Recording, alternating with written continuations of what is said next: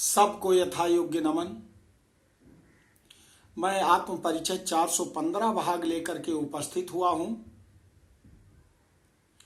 इसमें नवम अध्याय देवी भागवत महापुराण के नवम अध्याय के श्लोक संख्या 11 से 23 तक सुनेंगे। आइए सर्वप्रथम माता भगवती को शंख ध्वनि द्वारा प्रणाम करते हैं।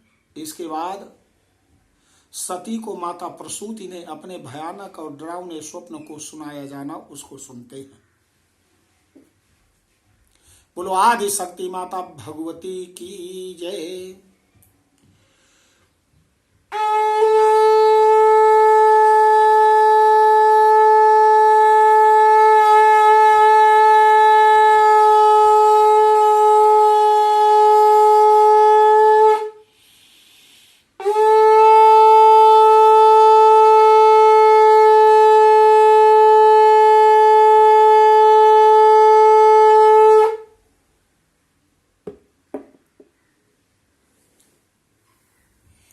यात्र दक्षो देवगणैर्महायज्ञे व्यवस्थितः अतीव अभयदं घोरं तुमुलं लोमहर्षणं शृणुवत्से मया स्वप्ने यद् रात्रावलोकितम् यत्र दक्षो देवगणैर्महायज्ञे व्यवस्थितः तत्र आकस्मात् समायाता कच्चिद्देवी महेश्वरी महामेघ प्रभास्यामा मुक्तकेशी दिगंबरा चतुर्भुजाट्टहासा ज्वलन्नेत्रत्रयोज्ज्वला ताम दृष्ट्वा चकितो दक्षा पाप्रक्ष विनयान्विता काशिकस्यासि दयिता कथमात्र समागता सा प्राह किं न जानासि सती ते तनयाहेयम् ततो दक्षा शिवम् निन्दनुवाच बहुधा वचः तत्श्रुत्वा सा महाक्रोधा अद्य यज्ञवहनं विवेशः ततस्य भीमकर्माणः प्रमथा कोटिसहस्रात् समायाता भीमरूपास्ततश्च पुरुषो महान् महोग्रकर्मा चायाता कालान्तकयमोपमा सा तु विष्णुमुखान् देवान् विनिर्जित्य मध्वराम् बभाञ्ज प्रमथैः सार्धम् दक्षमुण्डं समच्छिनत् प्रजापतिर्वक्त्रहीनो यज्ञकुण्डतटे स्थिता महोग्ररूपिणः क्रुद्धा खादितुम् तं समुद्दिताः कौपीन वाससा सर्वे जटा मुकुटमण्डिताः विभूतिलिप्त सर्वांगा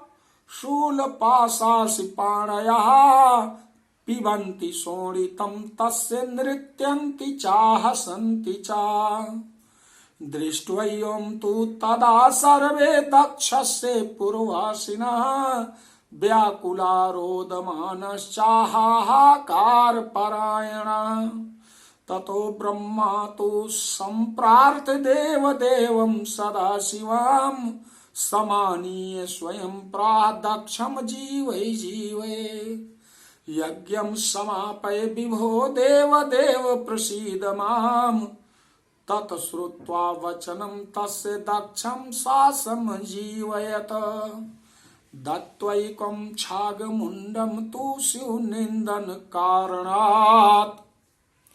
माता प्रसूति अपनी पुत्री सती से कहती है, हे पुत्री, उस महायज्ञ में जहां दक्ष प्रजापति देवताओं के साथ स्थित थे, वहां कोई देवी माहेश्वरी अकस्मात आ गई। वह महान मेघों की कांति के समान श्याम वर्ण वाली थी। उनके बाल खुले हुए थे। वह दिगंबर थी। उनकी 4 भुजाएं थीं।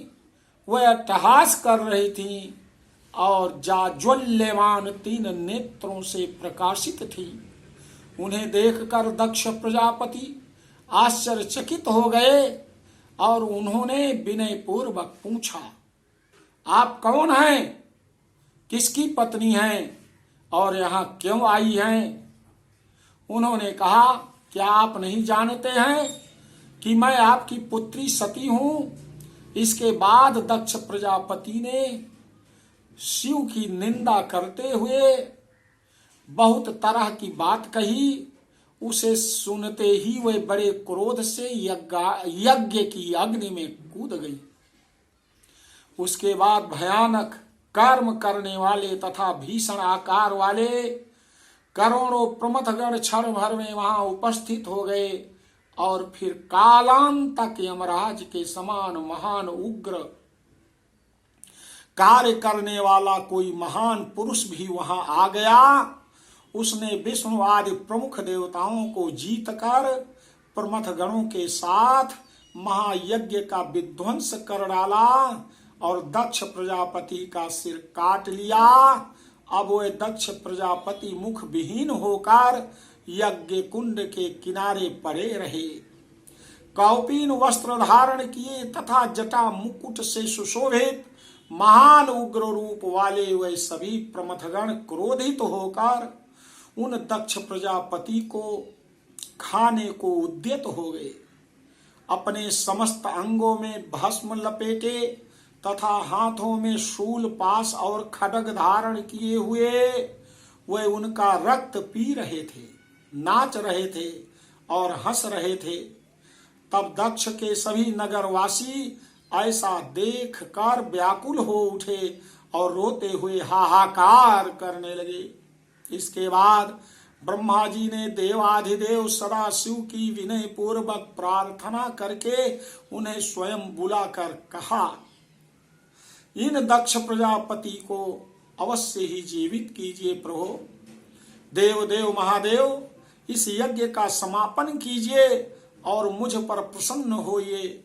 उनकी यह बात सुनकर शिव की निंदा किए जाने के कारण जो बक बक कहता था दक्ष प्रजापति, भगवान भोलेनाथ ने कहा कि जाओ एक बकरे का सिर जोड़ कर दो। जोड़कर दक्ष का यज्ञ पूर्ण करो। ऐसा अपने प्रमथ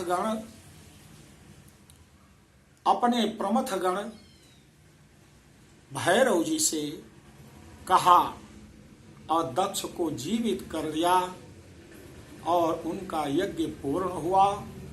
तो आपने इस श्लोक संख्या 23 तक इस परिच्छेद में सुना। ये स्वप्न का विचार है। स्वप्न में माता प्रसूति ने देखा, वही माता सती को सुना रहे हैं। आगे की बात आगे के प्रसंग में आप सुनेंगे। बोलो माता भगवती की जय।